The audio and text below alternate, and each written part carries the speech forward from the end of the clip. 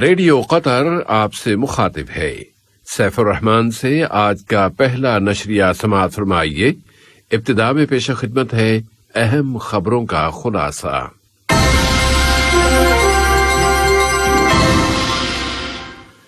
صاحب سمو امیر نے خادم الحرمین کی جانب سے ایک دستی خط وصول کیا۔ نائب وزیر اعظم وزیر خارجہ اور سعودی وزیر خارجہ نے دونوں ملکوں کے باہمی تعلقات و تعاون اور خلیج کی کونسل برائے تعاون کے مزید فروغ کا جائزہ لیا ہے۔ یورپی یونین نے آج منگل کے روز ویانا مذاکرات دوبارہ شروع ہونے کا اعلان کیا ہے۔ اور بھارت میں کورونا کی نئی نسل کے منظر عام پر آ جانے کے بعد بر صغیر کے تمام ملکوں سے قطر آنے والوں کے لیے ہوٹل کوارنٹینا سے استثناء کو ختم کر دیا گیا ہے۔ سامعین، یہ تھا اہم خبروں کا خلاصہ، اور اب پیش خدمت ہے ریڈیو قطر سے آج کا پہلا مفصل نشریہ۔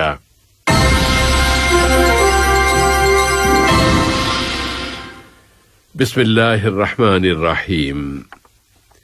صاحب سمو امیر شیخ تمیم بن حمد آل ثانی نے برادر ملک سعودی عرب کے بادشاہ خادم الحرمین شاہ سلمان ابن عبدالعزیز آل سعود کی جانب سے ایک دستی خط وصول کیا۔ اس خط میں صاحب سمو امیر کو برادر ملک سعودی عرب کے دورے کی دعوت دی گئی ہے۔ سعودی وزیر خارجہ شہزادہ فیصل بن فرحان بن عبداللہ آل سعود نے صاحب سمو امیر کو یہ خط پہنچایا۔ ملاقات کی ابتدا میں سعودی وزیر خارجہ نے صاحب سمو امیر کو خادم الحرمین کی جانب سے سلام و تحیات، صاحب سمو امیر کے لیے توفیق و سلامت روی اور قطری عوام کی مزید ترقی و خوشحالی کی تمناؤں کا پیغام پہنچایا۔ صاحب سمو امیر نے بھی خادم الحرمین شاہ سلمان ابن عبدالعزیز آل سعود کے لیے سلام و تحیات، ان کی صحت و عافیت اور برادر سعودی عوام کی مزید ترقی و خوشحالی کی تمنا پر مشتمل پیغام شہزادہ فیصل بن فرحان بن عبداللہ آل سعود کے سپرد کیا ہے۔ صاحب سمو امیر شیخ تمیم بن حمد آل ثانی نے جمہوریہ انڈونیشیا کے صدر جوکو ویدودو کے نام بالی جزیرے کے ساحلوں کے قریب انڈونیشیا کی ایک آبدوز کی غرقابی میں ہونے والے جانی نقصان پر تعزیت کا برقی پیغام ارسال کیا۔ نائب امیر شیخ عبداللہ بن حمد آل ثانی نے بھی جمہوریہ انڈونیشیا کے صدر جوکو ویدودو کے نام جزیرہ بالی کے ساحلوں کے قریب انڈونیشیا کی ایک آبدوز کشتی کے غرق آب ہو جانے کے نتیجے میں ہونے والے جانی نقصان پر تعزیت کا برقی پیغام روانہ کیا ہے۔ اسی طرح وزیر اعظم و وزیر داخلہ شیخ خالد بن خلیفہ بن عبدالعزیز آل ثانی نے بھی انڈونیشیا کے صدر کے نام اس جانی نقصان پر تعزیت کا برقی پیغام ارسال کیا ہے۔ نائب وزیر اعظم و وزیر خارجہ شیخ محمد بن عبد الرحمن آل ثانی سے کل برادر ملک سعودی وزیر خارجہ یا سعودی عرب کے وزیر خارجہ شہزادہ فیصل بن فرحان بن عبداللہ آل سعود نے ملاقات کی۔ اس ملاقات میں دونوں ملکوں کے باہمی تعلقات و تعاون، خلیج کی کونسل برائے تعاون کے مزید فروغ اور علاقے کے تازہ ترین حالات کا جائزہ لیا گیا۔ نائب وزیر اعظم و وزیر خارجہ نے اس ملاقات میں کہا کہ قطر سعودی عرب کے ان تمام اقدامات کی تائید اور حمایت کرتا ہے جو وہ اپنے ہاں منشیات کی اسمگلنگ کی روک تھام کے لیے کر رہا ہے۔ انہوں نے اپیل کی ہے کہ منشیات کی اسمگلنگ کی روک تھام کے لیے علاقے کے تمام ممالک اپنی اپنی کوششوں اور باہمی تعاون میں مزید اضافہ کر دیں۔ نائب وزیر اعظم و وزیر خارجہ نے قطر کی جانب سے سعودی عرب کی حکومت اور عوام کی مکمل تائید و حمایت کو دہرایا کہ اس کے امن اور استحکام کو مزید فروغ حاصل ہو۔ مجلس شورا نے اس کے اسپیکر جناب احمد بن عبداللہ بن زید آل محمود کی صدارت میں ویڈیو کمیونیکیشن کے ذریعے اپنا ہفت روزہ اجلاس بلایا۔ شورا نے شہری اور تجارتی تنازع میں تصفیے کے لیے ثالثی کے قانونی مسودے پر بحث کی اور اسے قانونی اور آئینی امور کی کمیٹی کے حوالے کرنے کا فیصلہ کیا کہ وہ اس کی اسٹڈی کے بعد اس کے بارے میں اپنی رپورٹ مجلس شورا کو پیش کرے۔ اسی طرح مجلس نے سرمایہ کاری اور تجارت کے امور سے متعلق ایک عدالت کے قیام کے قانونی بل پر بھی تفصیلی بحث کی اور اس بل کی ایک شق تبدیل کر دینے کی سفارش کی اور اس کی ترمیم شدہ شکل کی منظوری دیتے ہوئے اپنی سفارشات کابینہ کو روانہ کرنے کا فیصلہ کیا ہے۔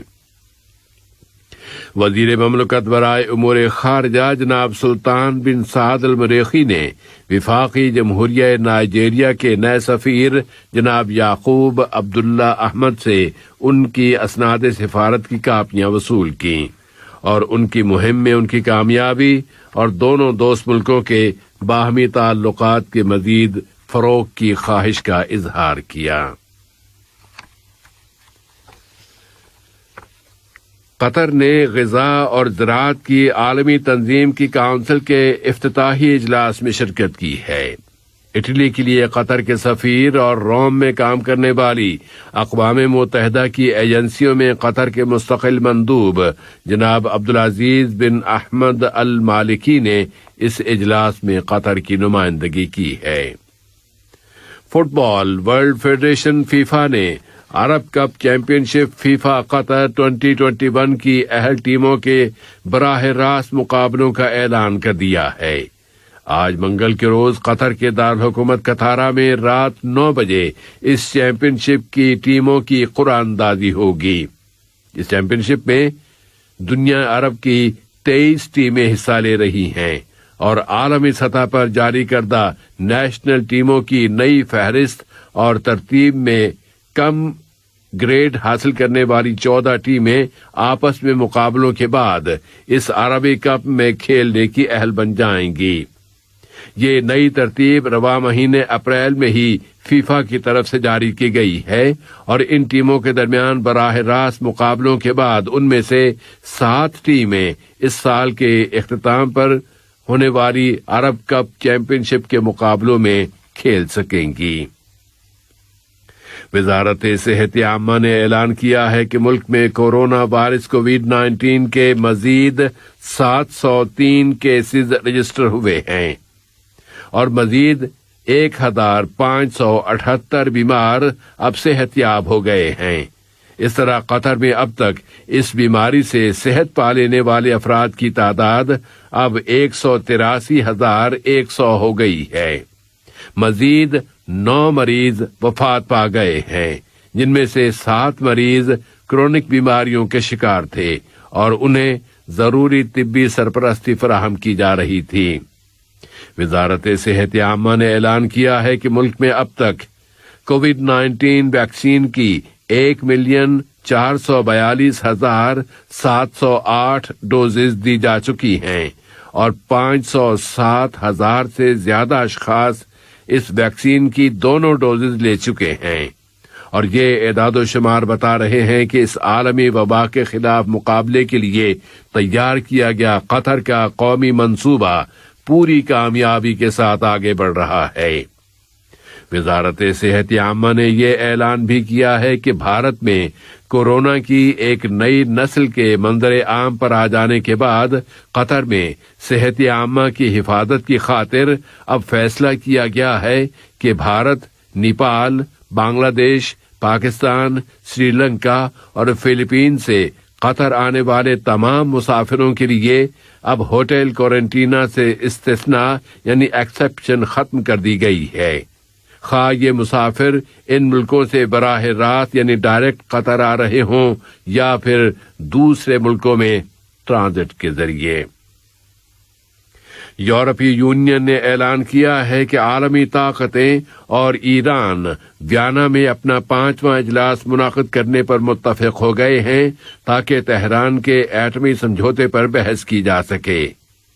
یورپی یونین کے ایک بیان میں بتایا گیا ہے کہ یہ اجلاس ایران پر سے پابندیاں اٹھانے کے اقدامات کی واضح علامتیں مقرر کرے گا اور اس کے علاوہ متعلقہ ماہرین کی کمیٹیوں کے اجلاس بھی منعقد کیے جائیں گے۔